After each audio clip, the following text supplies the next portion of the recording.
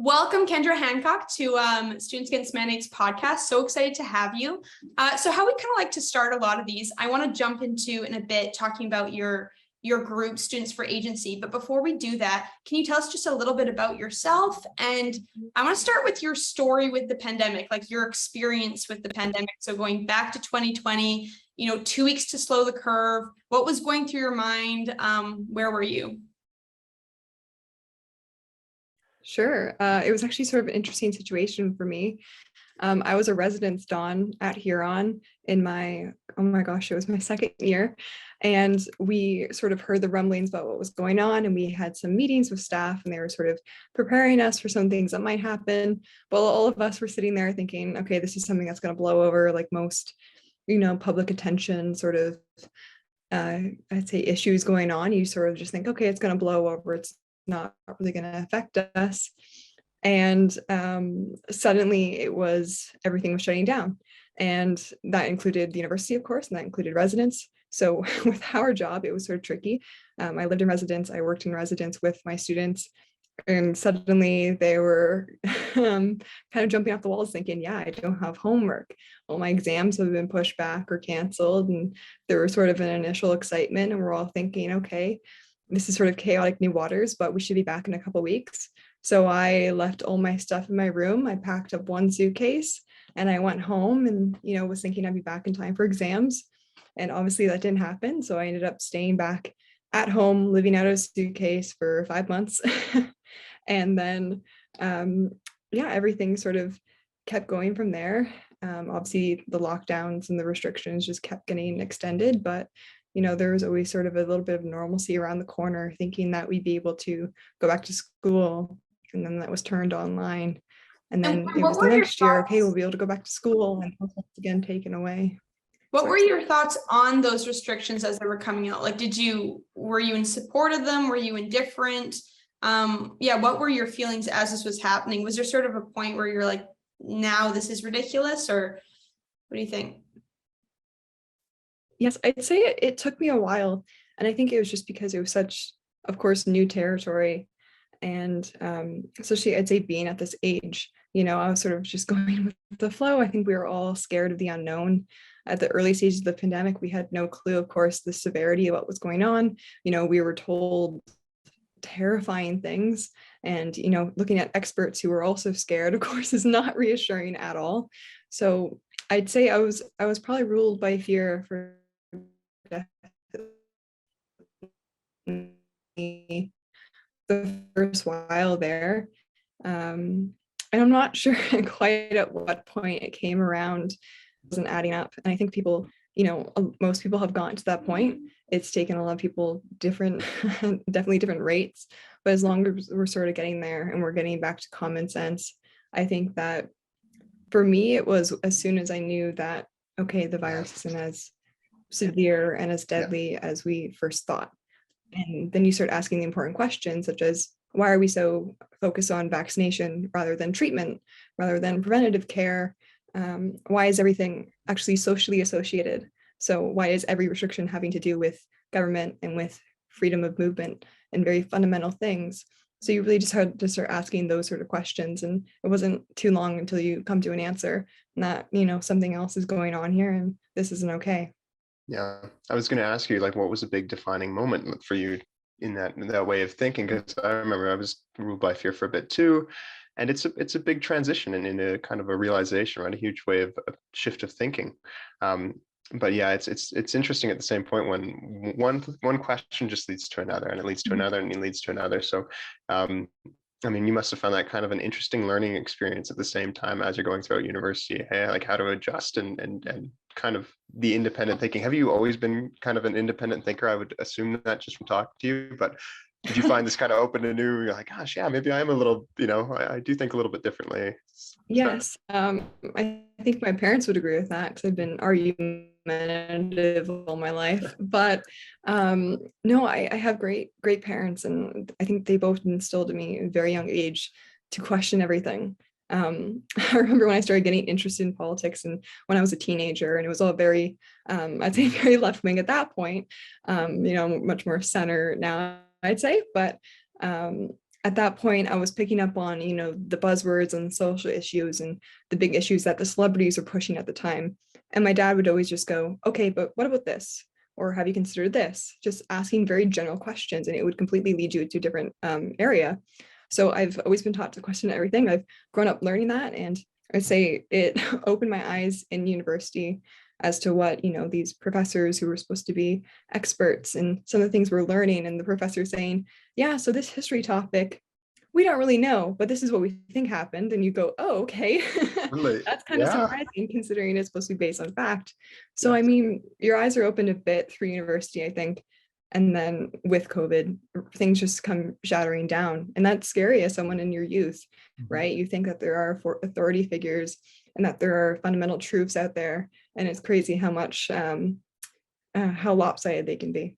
Absolutely. It must have been kind of a shock too. I know it was for myself. I had parents much the same. It sounds like as yours, in the way that they would ask questions, right? Not so much as give intense opinions, but just ask you the question, allow you to kind of create your own thought pattern and to question yourself. And it's funny when you get to university, I don't know if it was a shock for you, but when you're actually doing that, the teacher, you would assume the teachers would be facilitating that kind of those questions and allowing the students to be having those thoughts. But it's funny when, at least for me, and I don't know how it was for you, but you were probably the one facilitating those questions, asking those. But what about, like you said, like it's an interesting realization. You're kind of almost a teacher in a sense in that case. But won't take you too far. So you're at home. You've been living there for 5 months. What happened next?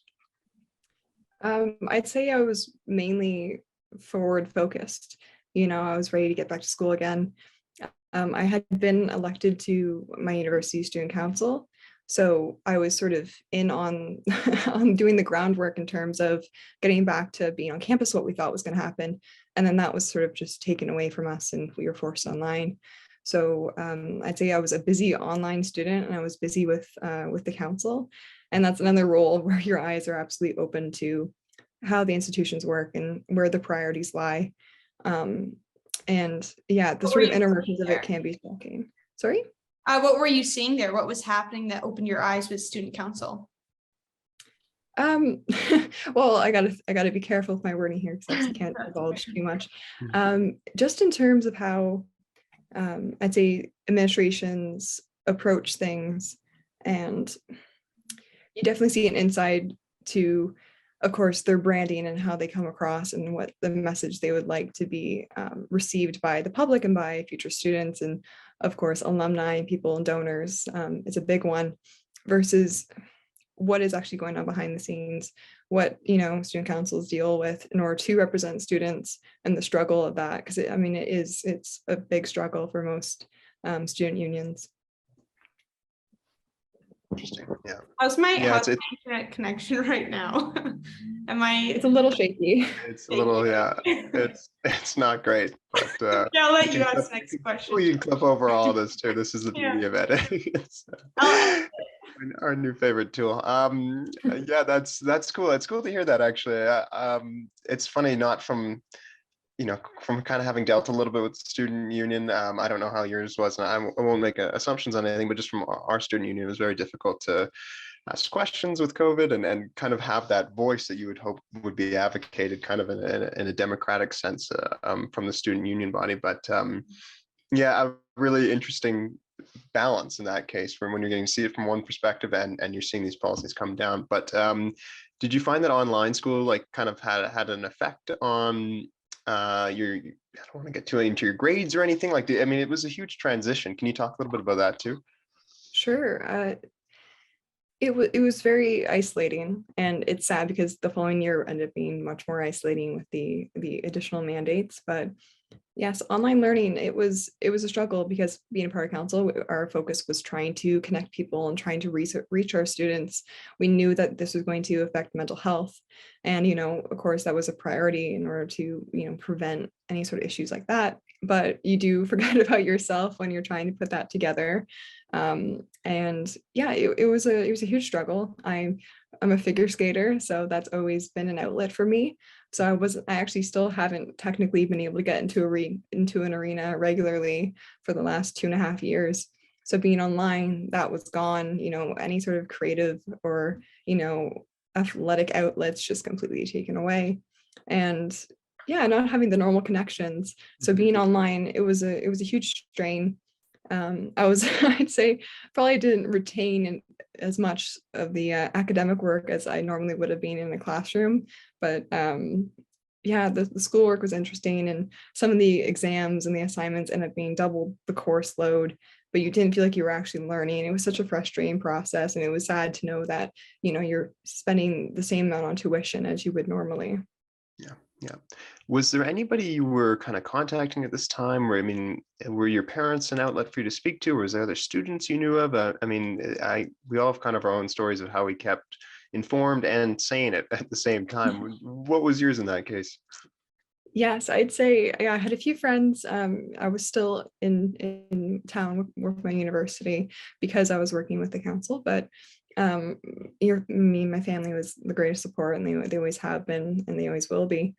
But yes, a few friends as well. And there's actually one incident with a friend I remember, kind of around this time, during the online schooling and starting to question some things. And it was around the time vaccinations were finally coming out, right? So we had been waiting for this, thinking that this is finally the end to, a 6 month, 8 month long, chaos. And I was sitting with my friend who has some health complications, I believe, had asthma. So we would have different perspectives on whether or not you'd want to get a vaccine anyways. And I remember them saying, oh, well, I might not get the vaccine. I have asthma, but I'm not super worried about it. It seems to be less severe at this point. And then, you give it to the people who need it, compromised, the elderly, and we should be good, right? So it was sort of just a completely reasonable conversation. Flash forward to a year later, this friend, when I try to see them, keeps me out on their porch because I'm unvaccinated. So it's a complete change around, and such a difference in thinking and approach. And of course, in just treating other people who are supposed to be your friends. Yeah, Did you absolutely. experience that with a lot of people who'd been in your circles prior to the pandemic, their response in that way? Because I mean, we've all experienced that ourselves, but it's a very shocking thing to go through when they don't seem to be thinking logically about this. And even the fact that you were able to have a reasonable conversation with this person, they even question whether or not they would get the vaccine. And then, yeah, flash forward however many months later, and they're kicking you out. Did you know a lot of people? Like, was that a common experience, or would you say you retained a lot of friends and acquaintances? It was sadly a common experience. I've said that with the pandemic, I'd say as the further we've come, so even as COVID grows less severe, but the further we've come, it seems to have only gotten worse. Maybe up until this point, we do seem to be at a bullying point where people are sort of, opening their eyes, which is great, and are becoming a bit more reasonable and a bit more kind. But yeah, I learned that you could lose a friend with just a glance and without any words spoken. And of course, those aren't friends, you'd want to keep. And, I never went around pushing my views on people. It was never anything that needed to come up. It was, we're friends. We can talk about these things. We don't need to talk about personal choices. We don't need to, sit and be scared. We can just live as normal human beings. But other people, I think, sort of brought it into their identity, right? As you can kind of see by the Twitter handles and the 3 masks and the 3 shots and the emojis and stuff, which is just sort of, I'd say pretty out there, but people have kind of made it their identity to be cautious, and sort of attribute, I'd say morally behaviors with it, which is sort of strange. Yeah, it comes across in some circumstances in a kind of a virtue signaling way. I mean, there's some people who I can say, okay, they actually are very, very concerned and stressed, and they're wanting to protect their family or, immunocompromised parents or whatever it is, where there's kind of that group. And then I've also noticed people who their actions show that they're not actually scared of the virus, and yet they'll talk about people who aren't taking it seriously as evil and stupid and selfish and all these things. But you can see through their actions that they're not really scared. I mean, I had one woman, I was at the mall, and she came like this close to my face to yell at me for not having my mask up above my nose. And I was like, if you're scared of me, you should be far away from me, but you're really invading what happened to 6 feet social distance. But she just wanted to have that sort of power over someone else, right? And say, I'm sort of a better person in this instance than you are. But yeah, really fascinating. We encouraged that for so long. It became a behavior that we were like, we encouraged and we applauded the people who would yell at strangers for really meaningless things. Yeah. And yeah, it was it's sort of similar to with businesses. We gave them, we should never have, it should never have been the case, but there's all of a sudden, oh, you have all this extra liability based around COVID. And if you get a flu from going to a concert, you're not going to sue the venue, right? But this is sort of what became. So it's crazy how we've just completely distorted social interactions, and we've distorted law as well, of course, as I'm sure you guys all know. It's just been a whirlwind. It has been. And even with the more sort of evidence coming out and those things that initially people were saying, you're a conspiracy theorist for thinking this, let's say, oh, it doesn't stop transmission, when we were saying that in the beginning, and they were saying you're conspiracy theorists for that. Now that that's out in the open, they almost still are just as angry at us for ever having said that, even though now it's very evident that it doesn't stop transmission. So you kind of think, well, are you guys going to at some point wake up to this and say, maybe we were wrong, or maybe vilifying you wasn't the right thing to do? But I wonder when that sort of light switch is going to go on for a lot of these people, but hopefully that comes. So let's move to the start of Students for Agency and how that came about. I know there was the 3rd dose at Western University, London, Ontario. Is that really when it started, or had you guys kind of started forming this a bit before? Like, fill me in on all that. Yeah, I'm really. Did it add did it start to form a little bit? Because it sounded like we were kind of getting into the actual, when the school was implementing the vaccine mandates, the vaccine had come out. Had it been building up from then? Like, did you know the people for Students Against Student Agency, Students for Agency? Am I getting that right there? Yeah, as long as it's not Students Against Agency. Yes, okay. That's fair. Yeah, exactly. Okay, good. Okay, so yeah, did those relationships with the people who were involved kind of start to build as the vaccine school original policy had come out? What was maybe that experience like leading up to the forming of your organization? Sure. Well, and forgive me, it's hard to keep track of, because I'm now realizing I totally forgot about the whole online year. And of course there was last year with the original mandates. It was slightly a spur of the moment thing. So we obviously dealt with mandates at Western all of last year. I was kicked out halfway through that last year, which would have been my 4th year. I was able to get credits at another institution and technically graduate from here on at Western. Despite their best efforts. It's of course a long story, but so throughout the summer, I was going to be entering a grad program at Western. It was, I think it was the only program I applied to. I was so excited for it. And I really thought this was going to kind of go away. I'd even heard some things from some people at Western who said, yeah, we don't think it'll be coming back. There's not really much of a reason to, right? So we were going off that assumption, but of course, in the back of my mind, I'm thinking, what if? So I have a communications background. It's just sort of how my brain works. So there were some things I put together beforehand, some sort of interesting facts or perspectives. I thought that if the worst came to worst, some things that we could put out there, maybe through social media, that would just kind of get people thinking, get people talking, if this was the case. So I had sort of just a notepad on my phone of some things I would have liked to put together. And I really hope I had never had to open it.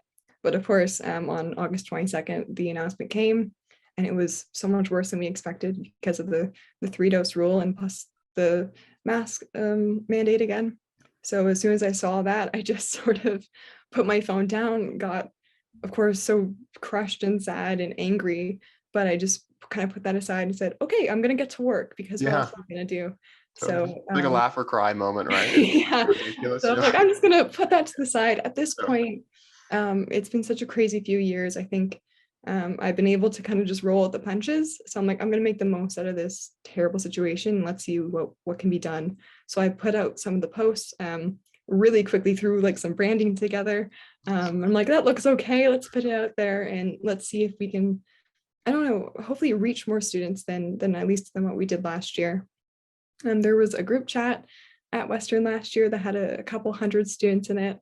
Unfortunately, we wouldn't have been able to reach everybody, but there was something there. So I thought at least maybe we could bring them into the fold and of course reach some other people who might be at their breaking point with this.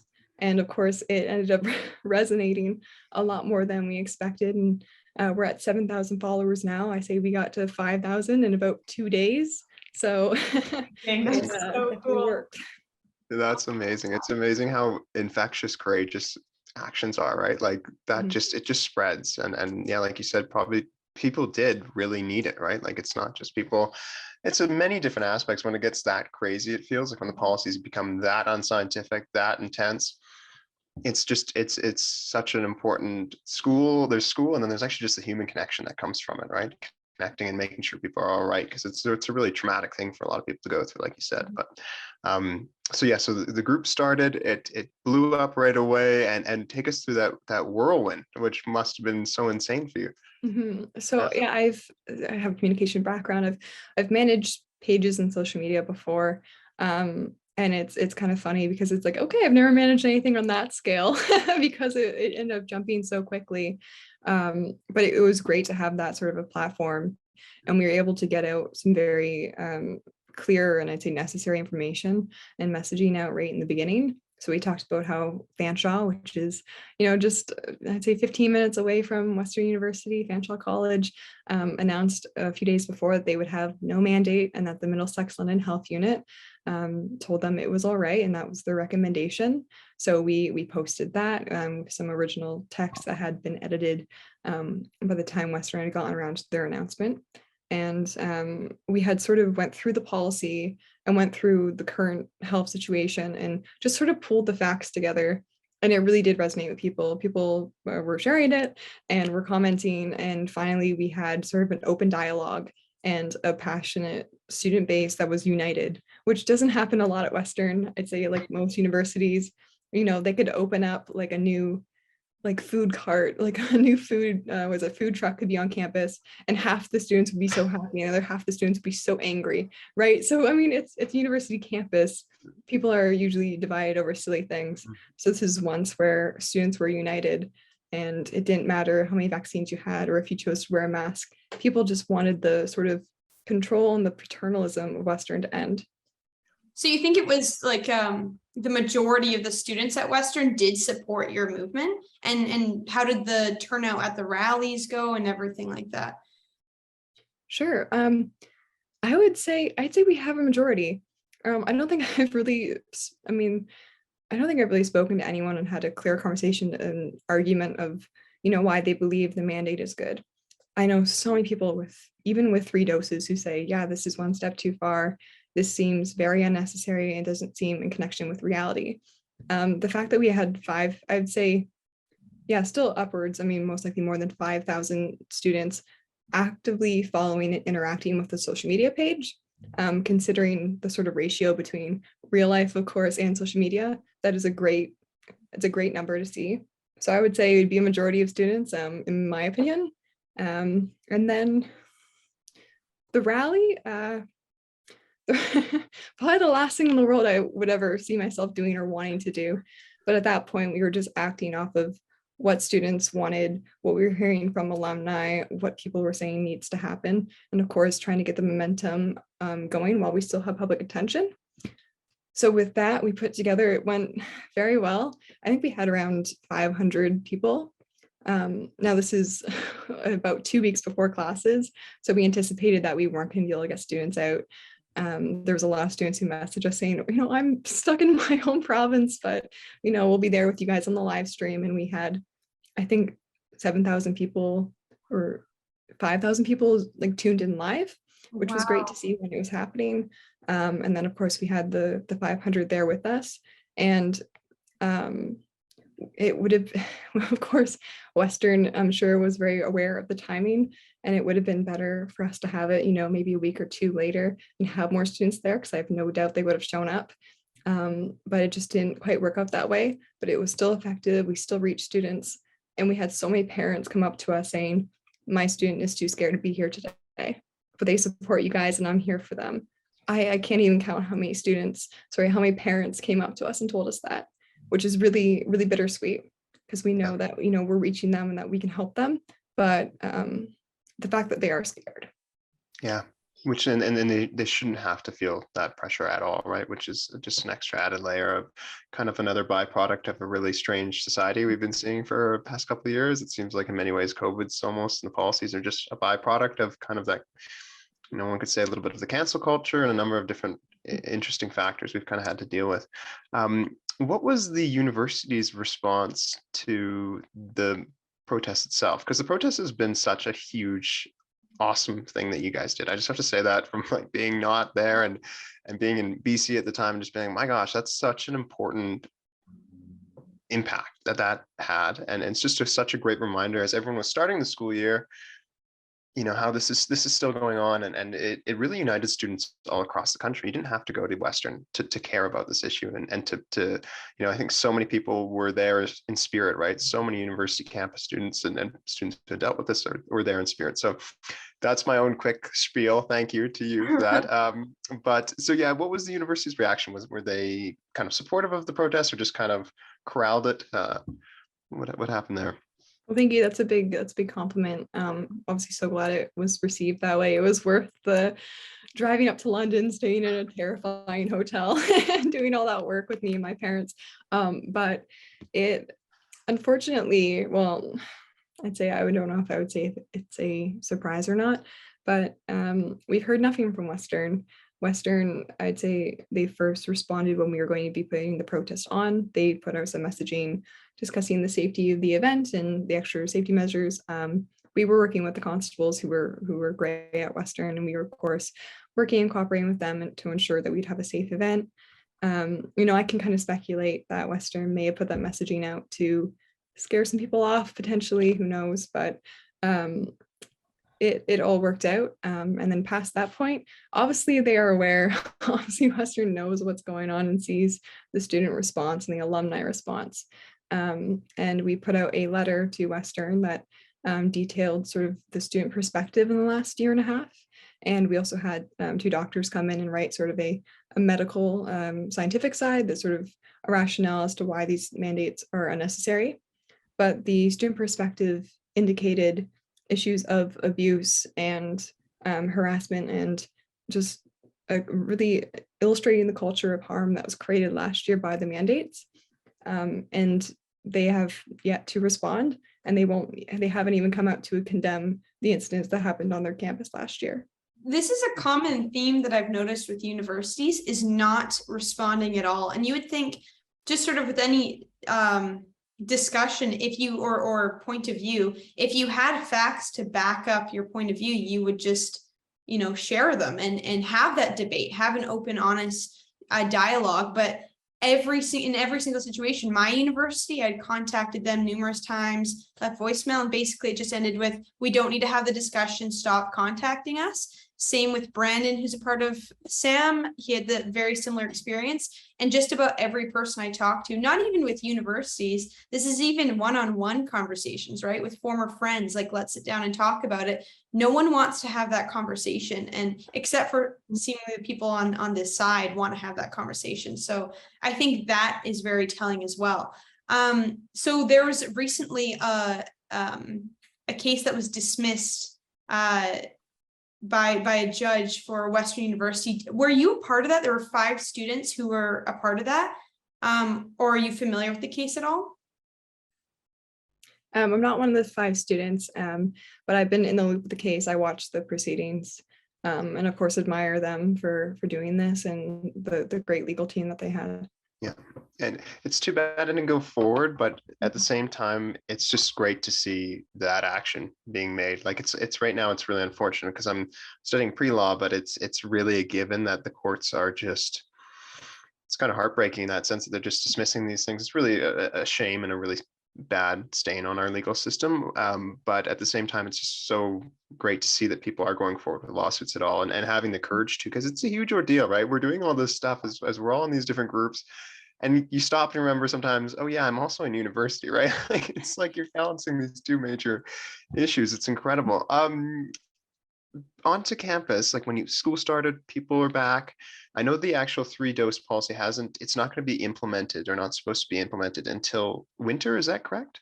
I believe it's January 9th. Yeah, the January. And they pushed. university has very successfully quelled a lot of the, the students who are on the fence or who are Yeah. kind of confused by the situation, of course, which is disheartening, but Oh, yes. But it's funny because you would assume in January, as we know, it's going to make even less sense, right? Like to have this implemented, and it's the further they push it back and in trying to hold it off. I don't even so try to really get into the logic because I know there's none there. So it's it's not about health, right? not about That's the health. main point. Very true. Very true. So reaction on the students, in classes on campus, once schools actually started, classes are on early September. What did you feel the reaction from students was in that case? Do you feel students kind of were like, hey, good job, subtly in the hallways, or I'm sure many out loud and very vocal and supportive. What was going on there? Well, I didn't go to my classes. Just it was a sort of situation where I was getting so wrapped up in this and kind of putting aside, what I needed to do with my academics. But I'm sure there was a collective sigh of relief when I didn't show up. I'm sure amongst my professors.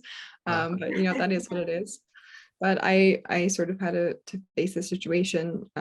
Obviously, it is different from last year, and there are a lot of different routes you could take. But at this point, I had to say to myself that I do not want to be a part of an academic community that will willingly exclude its own members unnecessarily. So I withdrew just a couple days ago. I think it's official now. And I've since taken my money to McMaster, and I'll be studying there online. Wow. Very cool. Very cool. I mean, I'm sorry to hear you had to leave, but Yeah, well, bravo. happened for a reason, right? But Yeah. I don't know the student response, I say, in the hallways, but a lot of messages were coming in, and I was talking to students who were, of course, in class and were in London. And the sentiment seemed to be chaos and confusion. So a lot of students were, so the mask mandate that they imposed is supposed to be temporary, but you know how temporary works in the COVID setting. They But still have it's a mask supposed to, mandate, eh? yes, and it's just supposed to be in classrooms, and the instructors aren't supposed to wear them apparently, but a lot do. So then when you're in the hallway, you can take it off, or when you're eating, it's fine. It's a very strange situation. Makes no sense. So logic isn't really a part of it. I'm sure it's all about appearance sake, and yeah, a lot of students were confused by that. A lot of students just weren't. We've heard a lot about students not complying either with the mask mandate and with the vaccine mandate. So a lot of students aren't uploading their information.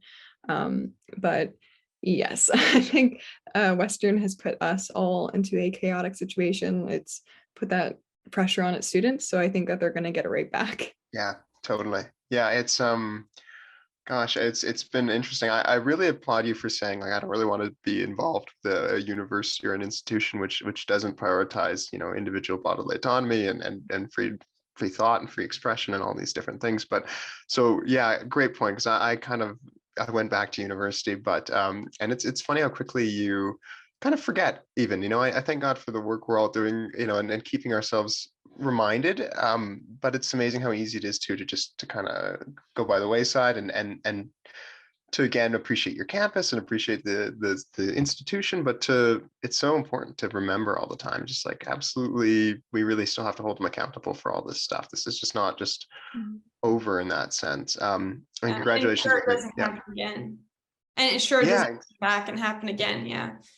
Totally. Yeah. So do you have sorry, I think there's Oh, you go ahead. You go ahead. We do this all the time, by the way, Kendra. This is like, you just have to bear with us. Yeah, even when there is no lag. Do you have any future plans for students for agency? Is there upcoming things that you're planning, or what's going to happen now that you're leaving Western? Sure. Well, I've said it at the Victoria Park rally that you guys helped put on. I told all the audience there that even though I won't be a student, Western's still going to have to put up with me as an angry alumni.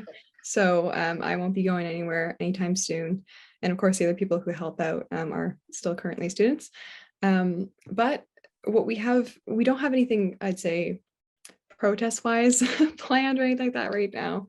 but I'd say we're in it for the long haul. We're going to be with students every step of the way, and to sort of remind them that they do have options, even though they've been put into a corner. And we're going to be the support for them that didn't quite exist at Western last year. So it was a very isolating year last year, unless you could find, a other classmate who's going through the same thing, or, a group chat that was supportive. You were alone and there wasn't any sort of external help. So we're going to try to be that voice for them this year, and we're going to keep advocating for them throughout the year. We're going to see how everything goes. That's incredible. Where can people find you? I know you guys are on social media, it's at Students For, but the number 4 agency. Do you guys have a website or Facebook page or anything, that Twitter, that people can find you at? Yeah, so we're on Twitter and Instagram only, and both the handles are the same. So it's Students number 4 agency. Is there a place where they can go to donate at all? Not currently. Something like that up. I bet a lot of people would like to help support you guys in that way. Sure. Well, is there a final message that you can give to students in your situation before we close off here? Just words of advice, wisdom, anything like that? Sure, of course. I'd say that the main thing I've been thinking about recently is that, and something I wish I would have known in the last 2 years, instead of learning it sort of the hard way, is that success is not linear. You can be in high school and think, okay, this is the university I'm going to go to. I've chosen, it's great. I'm saving up for it. I'm going to make all the right choices. I'm going to do all the good things when we get involved, and really work hard on my assignments, and it's all going to go well. Sometimes that doesn't work out. And if you're in my situation, it hasn't worked out for you, but success isn't linear. You don't need to give in to be successful. You don't need to sacrifice your values to achieve the things you want to achieve. There are ways. It's going to be more difficult, but nothing worth having was, I'd say, earned easily. So you just have to keep your values with you, find supportive people, work hard, and you're going to be such a better person for it in the end. Absolutely. And you're going to be so much more free. Absolutely. I couldn't have said it better myself. I feel like the thing that I've heard from a lot of people through all this is you're getting a better education through what you're doing right now than even you got in school. And I think that's very similar for you, like the work ethic that you've been putting into this, the people you've met, the people you've surrounded yourself with.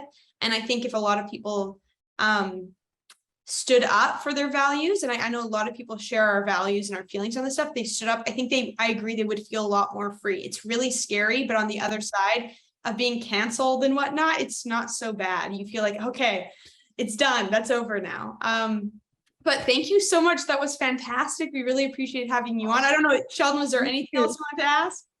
No, just like we have tomorrow off school, but what an awesome way to end the week. And we were looking forward to it all week. And so, gosh, you're so well spoken. It's so refreshing. And Oh, thank you. That's so kind. Yeah, such good points. No, I don't have any closing remarks. Kendra said it so well. I don't think there's anything I would any other questions to ask. But thanks again so much, Kendra. Thank you for joining us. Thank you so much for having me. It's been great.